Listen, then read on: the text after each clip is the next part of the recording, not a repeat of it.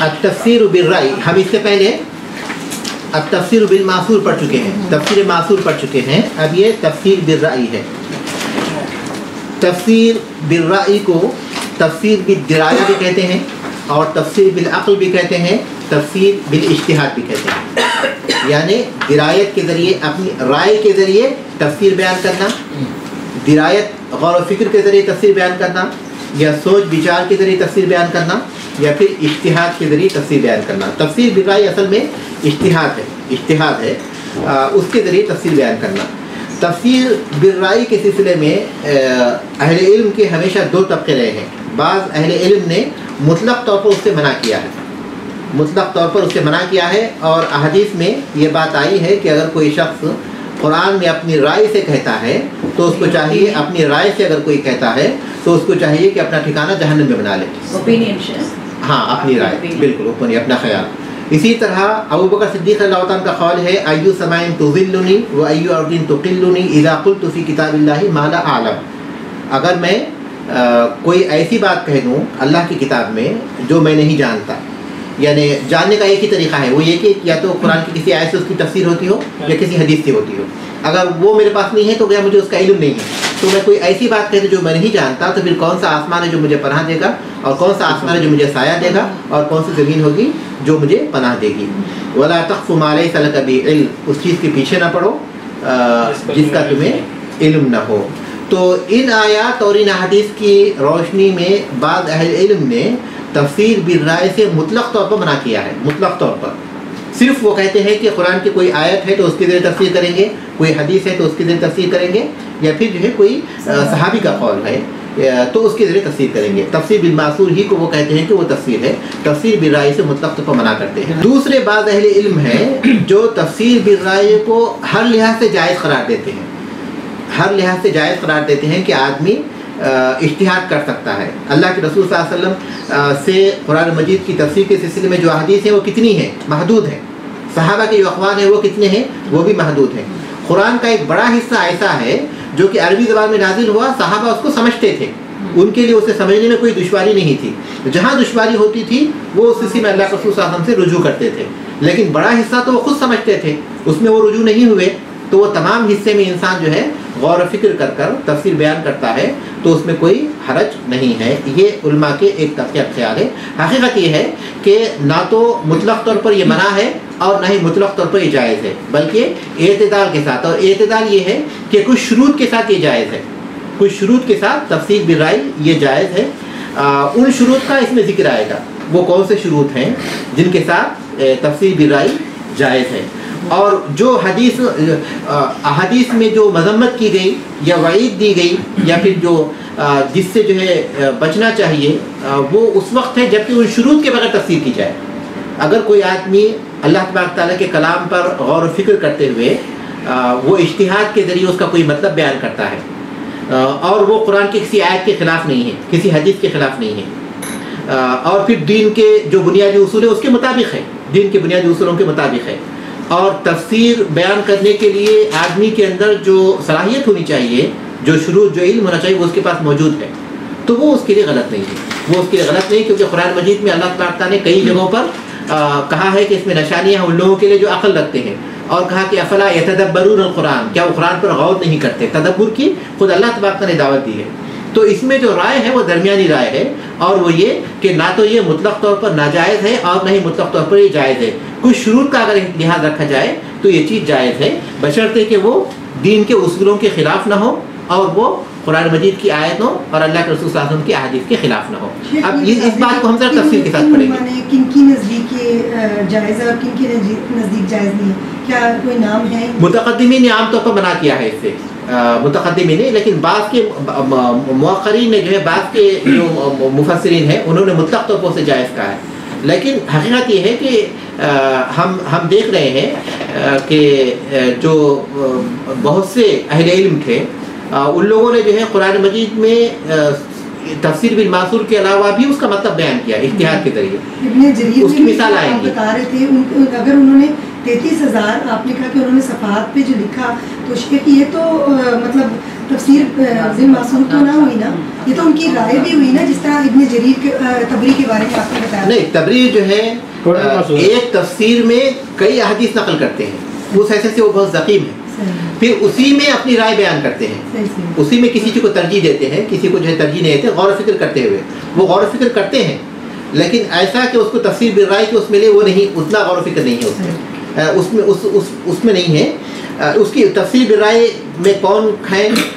ہمارے پاس ایک مؤلف جو ہے اس کی مثالیں دیے ہوئے ہیں کہ کون اہل علم ہے جنہوں نے تفسیر بالرائے اور تفسیر دونوں کو جمع کیا ہے، اس کی بھی مثالیں انشاءاللہ. تو اب کہتے ہیں کہ یطلق الرأی علی الاعتقاد، رائے کا اطلاق ہوتا ہے اعتقاد پر، وعلی الاجتہاد، اجتہاد پر، وعلی القیاس، اور قیاس پر. عام طور پر فقہ میں قیاس پر ہی ہوتا ہے. قیاس تو قیاس مانے کسی چیز کو کسی چیز پر قیاس کرنا، اندازہ لگانا کسی اس کی بنیاد پر، کسی بھی ایسی چیز کی بنیاد پر جو بنیاد بنے گی. یعنی مثال کے طور پر موضوع کے اوپر مسا کرنا نہیں، مثال کے طور پر حدیث میں ہے کہ قرآن حدیث وغیرہ میں ہے کہ شراب حرام ہے، تو اب ہم غور کریں گے کہ اس کی حرمت کی علت کیا ہے. اس میں نشہ پایا جاتا ہے، تو اب وہ جو انگور یا کھجور سے تھی جو اس دور میں بنتی تھی قرآن کے نزول کے وقت پر، تو وہ تو اس میں شامل ہو گئی، لیکن آج کے دور میں وہ کسی اور چیز سے بنتی ہے لیکن نشہ اس میں موجود ہے، تو وہ قیاس ہے. تو قیاس یہ کہتا ہے کہ اس میں نشہ تھا، اس میں سے وہ حرام ہوئی ہے، جب اس میں بھی اگر نشہ ہے، اگرچہ کہ وہ کسی اور چیز سے بنی ہے لیکن اس میں بھی نشہ ہے، تو وہ حرام ہوگی. تو ایک چیز کو دوسری چیز پر قیاس کرنا اس علت کی بنیاد پر جو اس میں پائی جاتی ہے، یہ قیاس کہلاتا ہے. شیخ جس سے آج کل لاؤڈ اسپیکر کے لیے وہ کہتے ہیں نا کہ جب جنگ حنین کے موقع پہ جب نبی صلی اللہ علیہ وسلم نے حضرت عباس رضی اللہ عنہ کو کہا تھا کہ اونچی اونچی آواز سے آوازیں لگاؤ اور واپس بلاؤ، تو اسی پہ قیاس کر کے بالکل اس پر بھی قیاس کیا گیا کہ آواز کو بلند کرنا جب سنت سے ثابت ہے تو اس کا مطلب یہ ہے کہ آواز کو بلند کرنے کے لیے لاؤڈ اسپیکر کو استعمال کیا جا سکتا ہے. رائے کا اطلاق جو ہے عقیدے پر ہوتا ہے، اجتہاد پر ہوتا ہے، قیاس پر بھی ہوتا ہے. تینوں کے لیے رائے کا لفظ استعمال کرتے ہیں. والمراد بالرأی ہنا الاجتہاد، یہاں رائے سے مراد اجتہاد ہے. اب ہم کہتے ہیں کہ التفسیر بالرأی، تو اس کا مفہوم کیا ہے؟ التفسیر بالاجتہاد، اجتہاد کے ذریعے تفسیر بیان کرنا. وعلیہ یکون تعریف التفسیر بالرأی کالآتی، تو اس بنیاد پر تفسیر بالرأی کی تعریف اس طرح ہوگی: عبارت عن تفسیر القرآن بالاجتہادی، یہ عبارت ہے قرآن کی تفسیر اجتہاد کے ذریعے کرنے سے. یعنی تفسیر بالرأی کہتے ہیں اجتہاد کے ذریعے قرآن کی تفسیر کرنے کو. بعد معرفت المفسری، مفسر کے معرفت حاصل کرنے کے بعد، اجتہاد کے ذریعے تفسیر کرنا، معرفت حاصل کرنے کے بعد. کس چیز کی معرفت حاصل کرنے کے بعد؟ لکلام العربی، کلام عرب کی معرفت، و مناحیہم، اور ان کے جو نواحی ہیں، ان کے اسلوب ہیں، فی القولی بیان میں، ان کے جو اسلوب بیان ہیں، اسلوب کلام ہے، اس کی معرفت، کلام عربی کی معرفت اور اسلوب کلام کی معرفت. وہ معرفتہ للالفاظ العربیتی،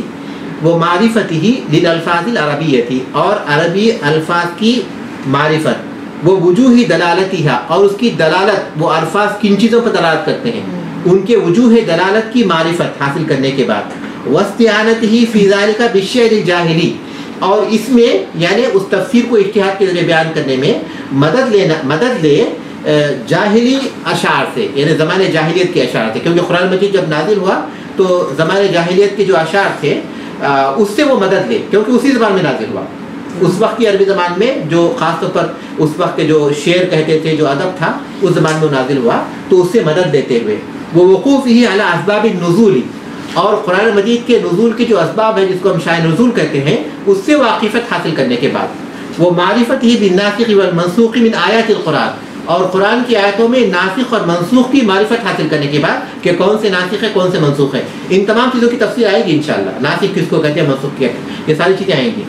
وغیر ذالک من الادوات التي يحتاج الیہ المفسر، اس کے علاوہ اور بہت سے چیزیں، بہت سے ادوات، بہت سے ذرائع جس کا مفسر محتاج ہوتا ہے. ان تمام چیزوں کی معرفت حاصل کرنے کے بعد وہ تفسیر بیان کرے تو وہ تفسیر بالرأی ہے. یہ نہیں کہ آدمی یہ کہے کہ میں اپنی مرضی سے جو چاہے تفسیر بیان کروں, یہ نہیں, بلکہ وہ مفسر کے اندر یہ تمام چیزیں پائی جاتی ہوں. کیا چیزیں پائی جاتی ہوں؟ وہ کلام عرب اور اسلوب کلام سے واقف ہے, اور پھر لفظ عربی زبان کے الفاظ اور ان کی دلالت, ان کی وجوہ دلالت سے وہ واقف ہے, اور پھر زبان جاہلیت کے جو اشعار ہیں ان سے وہ واقف ہے, اور پھر اسی طرح وہ نزول, اسباب نزول سے واقف ہے کہ یہ آیتیں کس وقت نازل ہوئی تھی. اسی طرح وہ ناسخ و منسوخ وغیرہ ان تمام چیزوں سے وہ واقف ہے. تو اس کے بعد وہ جو تفسیر بیان کرتا ہے اجتہاد کے ذریعے, اس کو کہتے ہیں تفسیر بالرائے. اگر اس کو ساری چیزوں کا پتہ نہیں ہے پھر بھی رائے سے بولتا تو کافر ہو گیا. کافر تو نہیں کہا کسی نے, کافر تو نہیں کہا, لیکن ظاہر ہے کہ بنیادی طور پر جو ہے وہ فلیتبوأ مقعدہ فی النار, اگر اسے چاہیے کہ اپنا ٹھکانہ جہنم میں بنا لے, کیونکہ وہ جو بولے گا تو گمراہی کی بات بولے گا نا, وہ بنیادی پتہ ہی کو نہیں اس کو کسی چیز کا بول رہا ہے. وہ بنیادی طور پر اگر وہ جو ہے ان تمام چیزوں کے بغیر وہ جو اجتہاد کرتا ہے تو بنیادی طور پر وہ غلط کرتا ہے. دیکھیے ان کے ساتھ ساتھ وہ یہ بھی ہے کہ اس کی نیت میں اخلاص ہو, کیونکہ بہت سے لوگ ان تمام چیزوں کے ہونے کے باوجود بھی محض تعصب کی بنیاد پر قرآن مجید کی کسی آیت کے مفہوم کو کھینچ تان کر اپنے فکر کے تابع کرنے کی کوشش کرتے ہیں. یضل بہ کثیرا ویہدی بہ کثیرا, کہ قرآن کی وہی آیت ہے, ان کے ذریعے بعض کو ہدایت ملتی ہے تو بعض اس کے ذریعے گمراہ ہوتے ہیں. کیوں؟ کیونکہ وہ قرآن کو اس غرض سے نہیں پڑھتے کہ اس سے جو ہے نصیحت حاصل کریں یا پھر اس سے رہنمائی حاصل کریں, بلکہ اس غرض سے پڑھتے ہیں کہ اپنے خیالات کو, قرآن کی آیت کو اپنی خیالات کے مطابق بنائیں. ایسی بہت سی مثالیں ہم کو مل جائیں گی. گھروں میں جماعتیں جو گھروں میں حلقات رکھتے ہیں جہاں پہ عام آدمی ہر پسو ناقص اپنے طور پہ رائے دیتا رہتا ہے قرآن کے بارے میں, وہ لوگ بس حلقہ اس طرح چلتا ہے, کوئی عالم بیٹھتا نہیں اس میں حلقے میں, ایسے حلقات قرآن کی تفسیر کے لیے تو طریقہ بالکل مناسب نہیں, قرآن کی تفسیر کے لیے بالکل مناسب نہیں, کیونکہ قرآن کی تفسیر میں الا یہ کہ وہ جو مطالعہ کرنے والے ہیں وہ بولے کہ فلاں عالم نے یہ بات کہی ہے وہ میں بیان کر رہا ہوں. دیکھیں نقل کرنا جائز ہے ان کے لیے, وہ جو اہل علم تھے جن کے پاس وہ علم تھا ان کی بات کو نقل کرتا ہے کہ امام رازی نے یہ کہا, یا پھر امام جریر طبری نے یہ کہا, ابن کثیر ایسے کہا ہے, یا فلاں مفسر نے ایسا کہا ہے, تو وہ چیز ان کے لیے جائز ہے. حلقے میں بیٹھیں اور اپنے مطالعے کے حصے سے اس کو بیان کریں, لیکن اپنی سوچ اپنی فکر کے ذریعے بولیں کہ میرا خیال ہے کہ اس آیت میں یہ چیز بیان کی گئی ہے, تو ان شروع کے بغیر اس کے لیے جائز نہیں, کسی بھی طرح جائز. جو نقل کر رہا ہے وہ ضعیف ہے ویسے کچھ ہے تو جی نقل کر رہا ہے, نقل کرنے والا جو معتبر لوگ ہیں ان کے کلام کو نقل کرے تو انشاءاللہ جائز. وہ کہہ رہا اگر ضعیف قول نقل کر دے تو وہی جائز نہیں. اگر ضعیف قول نقل کیا تو اس کو بیان کرنا پڑے گا کہ یہ قول میں پڑھا ہوں اور وہاں یہ لکھا ہوا ہے کہ ضعیف بھی ہے. اب شیخ یہ ساری چیزیں جن کے اندر موجود ہو وہ اجتہاد کر سکتے ہیں, وہ اجتہاد کر سکتا ہے. عالم آگے دو قسمیں آ رہی ہیں. تفسیر بالرأی المحمود. اب تفسیر بالرأی کی دو قسمیں ہیں, ایک وہ جو محمود ہے جو قابل تعریف ہے, اور ایک وہ جو مذموم ہے جو قابل مذمت ہے. کس صورت میں یہ تفسیر بالرأی جو اجتہاد کے ذریعے ہوتی ہے محمود ہے, اور کس صورت میں یہ قابل مذمت ہے, اس کی تفصیل کے ذریعے انشاءاللہ یہ بات مزید واضح ہو جائے گی انشاءاللہ. شیخ اب گھروں میں پڑھاتے ہیں جیسے ہم جیسا عام ہاؤس وائفس کو سمجھانے کے لیے جنرلائز کر کے کچھ ایگزامپلس دے کے سمجھاتے ہیں تفاسیر میں, تو از اٹ اوکے, صحیح ہے کہ اس طرح سے سمجھانے کے لیے مثلا جیسا کہ گھروں میں کلاسز ہوتے ہیں, صحیح ہے, تو کوئی ایک عالمہ ہی ہے باجی صاحبہ جیسا ایسا استاذہ جو بھی ہوتے ہیں آ کے ہم لوگوں کو تفاسیر کھول کے سمجھاتے ہیں. سمجھانے کے لیے کوئی جنرلائز کر کے کچھ ایگزامپلس دیتے ہیں تاکہ ہم ہاؤس وائفس کے ذہنوں میں بات بیٹھ جائے, سمجھ میں آ جائے, سمجھانے کے لیے اس طور پہ اگر وہ اپنا رائے جیسا ہوتا ہے وہ قرآن کے ذریعے سے سمجھاتے ہیں. کوئی مثال وہ دیتے ہیں تاکہ سننے والوں کو جو ہے سمجھنے میں آسانی ہو, اس کو جو ہے قریب کر دیتے ہیں اس کا فہم, اس میں کوئی حرج نہیں ہے. لیکن البتہ وہ آیت کا مفہوم بیان کرتے ہیں کہ اس آیت میں اللہ تعالیٰ نے یہ کہا ہے, اس مفہوم کو جب بیان کرتے ہیں تو کسی بھی صورت میں ان کو اپنی رائے دینا جائز نہیں, دوسروں کی رائے کو وہ جائز نہیں. دیکھیے اس میں دو چیزیں ہیں. پہلی بات یہ ہے کہ وہ جو تفسیر ہے اسی تفسیر کو سمجھانے کے لیے کوئی مثال دیتے ہیں تاکہ سمجھنے والے آسانی کے ساتھ سمجھائیں, یہ جائز ہے, یہ جائز ہے. لیکن وہ جو تفسیر ہے اسی کو اپنی رائے سے بیان کرتے ہیں, وہ ناجائز. شیخ جب ایک دفعہ ہم تفسیر کسی سے پڑھے تھے تو انہوں نے وہ آیت بتائی کہ جب تم نشے کی حالت میں ہو تو نماز کے قریب مت جاؤ, تو انہوں نے کہا کہ جس طرح عورتیں ہوتی ہیں وہ کھانا چڑھاتی ہیں چولہے پہ اور جا کے نماز کے لیے کھڑے ہو جاتی ہیں, تو نشہ کیا کرتا ہے, وہ ذہن پہ آپ کے مطلب تھوڑی دیر کے لیے آپ کی توجہ یا ہٹا دے گا یا اس کو,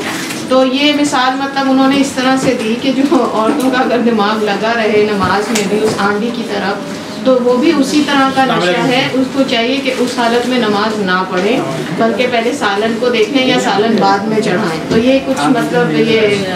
یعنی مطلب اپنی طرف سے ہے یہ تفسیر یا صحیح اگزامپل ہوگی؟ بظاہر تو مناسب نہیں لگتی ہے. البتہ وہ قرآن کو اس آیت پڑھنے کے بجائے یہ بولتے ہیں کہ انسان نماز جو ہے پڑھے تو پوری توجہ سے پڑھے، جیسا کہ حدیث میں ذکر کیا گیا کہ بھوک لگی ہو تو اس صورت میں جو ہے وہ پہلے کھانا کھا لینا، وہ زیادہ مناسب ہوتا. قرآن کی اس آیت میں اس طرح کا بیان کرنا اس میں ایک غلط تصرف لگ رہا ہے، مناسب نہیں لگ رہا ہے.